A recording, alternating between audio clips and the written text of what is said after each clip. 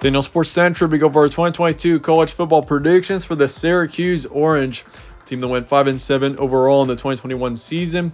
By all this team being 2022 and whether or not Syracuse is going to improve in the 2022 season is what we go over here today. We'll be analyzing this team and predict their schedule game by game in this video. Starting out with their team trends. Syracuse 5-7 last season. They were 3-3 in their first 6 games, 2-4 in their last 6. So obviously this team getting up to 5 wins. They barely missed out on bowl eligibility. But at the same time, they had a couple of pretty impressive wins last season, even though they definitely suffered some really close, difficult losses. Beat Ohio in week 1, 29-9. Good road win there. They did lose to Wake Forest by 3.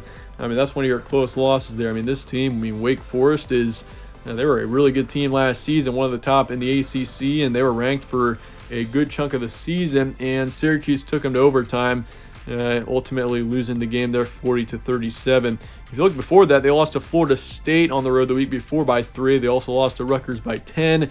Lost to Clemson by 3. This team kept it close against a good Clemson team. Of course, they beat Virginia Tech then 41-36. That was a good win.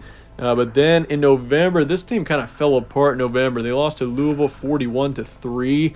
Lost to NC State 17-41 and lost to Pitt 31-14. So even though this team kept it really close against a lot of good teams in the first 2 months of action, this team kind of fell apart once they got into November.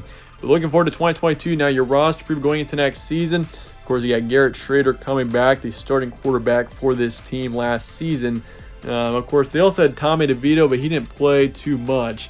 It was mainly Garrett Schrader last season. He put up 1,400 yards, 9 touchdowns, 4 picks, and a 53% completion rate. So he was definitely not very impressive last season in the passing game, although he did rush for over 800 or nearly 800 yards and 14 touchdowns. So he's a great rushing quarterback, great dual threat quarterback, but his passing obviously is certainly needing to be improved if Syracuse wants to be a contender in the ACC.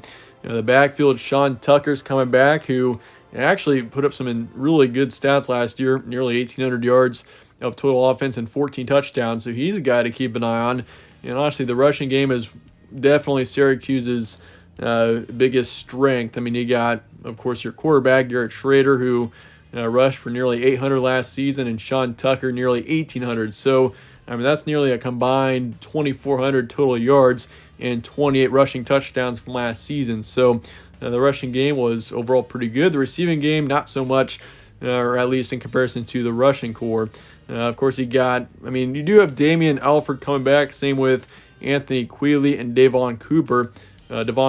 So, I mean, you got your top 3 coming back, or actually you got your top 4 because you also got Courtney Jackson. Can't forget about him. He was your top in the receiving core from last season, even though all 4 put up in between 200 and 380 yards last season. So really, I mean, there wasn't a major standout receiver in the core, but it's the backfield that was the most impressive last season. But nonetheless, it's going to be good to have those guys back, and definitely it gives you a higher ceiling, I'd say, in the receiving core going to next season.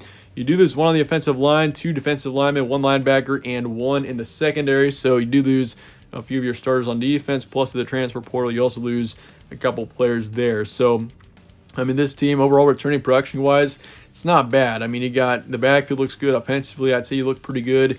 Even though Garrett Schrader, he's got to be a much better passer if Syracuse wants to get up to 7 to 8 wins plus next season. Skill players positions, so that being said, they got potential going into next season. But how high is the ceiling for this team going to next year considering all of this? I think, I mean, obviously it was a tough finish to the season there, losing to Louisville, NC State, and Pitt by significant margins.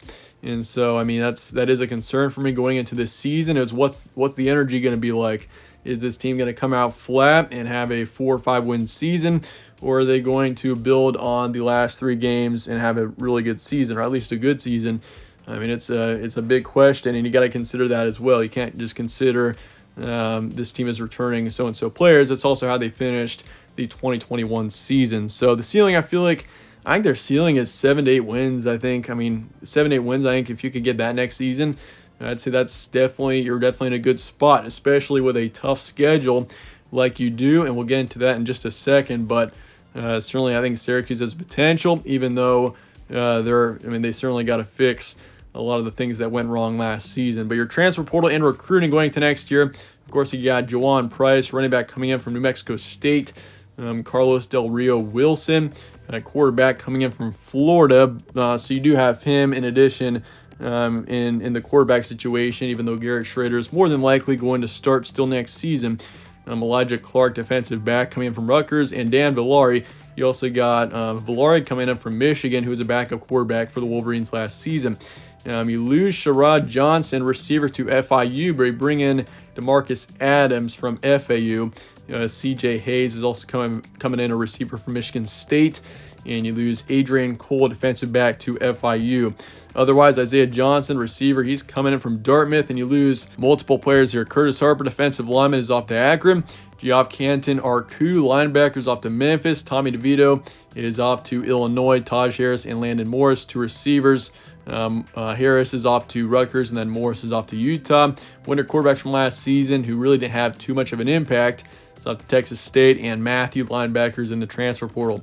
Recruiting-wise, 68th in the nation, 12th in the ACC, so certainly nothing too impressive in recruiting. You got 15 3-stars coming in for the upcoming season.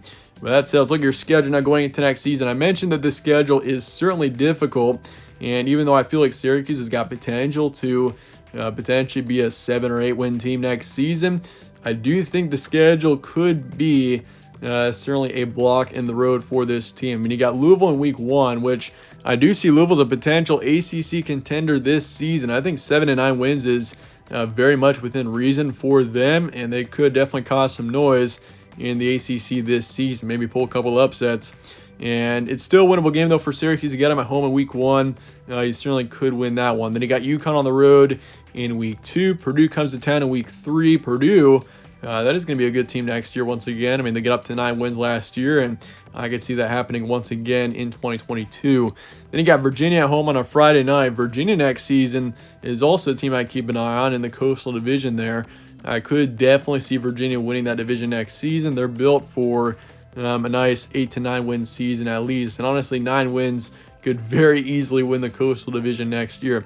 And then you got Wagner at home. NC State comes to town. Then Clemson on the road. Notre Dame at home on the 29th. So, I mean, it's a pretty tough October. I mean, you got NC State, Clemson, Notre Dame. All 3 of those teams should very well be top 15 teams next season.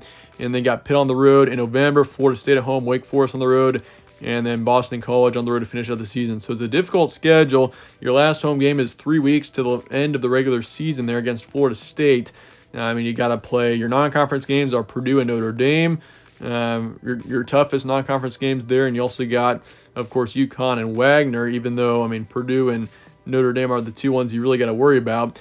And, I mean, your conference schedule is also very difficult, having to play, obviously, your divisional opponents there in Clemson, NC State, Wake Forest, Louisville, plus can't forget about Virginia or even Pitt. So it's a difficult schedule for this team going into next season, and I think this could be a potential block in the road for this team if they want to have a great year. It's just a tough schedule. But looking at September, Louisville at home, I do think you beat Louisville there, which is a really good win to start the season there, considering I think Louisville next season is there could be a potential contender in the Atlantic Division. I don't see them winning it by any means, but definitely the Cardinals could cause some noise. So that'd be a good win.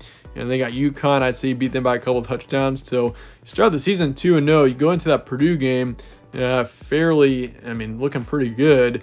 And then you lose to Purdue. I think Purdue does beat you by a touchdown or 2 there. The Boilermakers are simply, I feel like, the better team in that situation. They got more experience. I like Purdue there, and Virginia also. I mean, potentially win one of those games, but I do think you lose both. So you're 2-2 heading into October. You got Wagner. I'd say you beat them by a few touchdowns, and then you got NC State, Clemson, Notre Dame. All 3 of those are losses. All 3 just tough games. I mean, it's tough your non-conference schedule. I haven't played Notre Dame, who's always a big contender, and Purdue, just so it turns out, they're a really good football team right now. So, I mean, it's challenging, and NC State, Clemson, both I could see at least 9-10 wins this season, so you lose to both of them as well. Especially, I do think that Clemson game in particular, and I'm pretty confident on for the Tigers to win that. So you're 3-5 heading into November. You got Pitt on the road. I think you lose that one too. Pitt next season probably won't be quite as good as they were in 2021, but they're still going to be an 8-win football team, I'd say. 7 to 9 wins is very much within reason for them as well. And Florida State, that's a team that I think is just a mess right now. You get a win against Florida State in your last home game, but then you go on the road to Wake Forest. Tough when you take a loss there, and you also lose to Boston College in a game that is winnable, but I don't think you win it in the end. So you're 4-8 next season. Certainly a disappointing record if you're expecting something better, but I just feel like this is just not a team that I'm very confident in. In the quarterback situation, you got Garrett Schrader, who's a good quarterback. He can rush the ball super well. Once again, he had nearly 800 yards of rushing last season and 14 rushing touchdowns, but his passing was honestly horrible last season. And if that doesn't improve, I just don't see this team getting above 6 wins. Even though, if it does improve, we could see this team once again hit their ceiling, I'd say, which is 7 or 8, maybe. I wouldn't say 9 wins, but 7 to 8 wins is very, it's possible if that happens, but just a tough season and a tough schedule for this team. But let me know your thoughts in the comments below on Syracuse, and I appreciate you guys all watching as always. Stay tuned for more from All Sports Central. Catch you on the next one.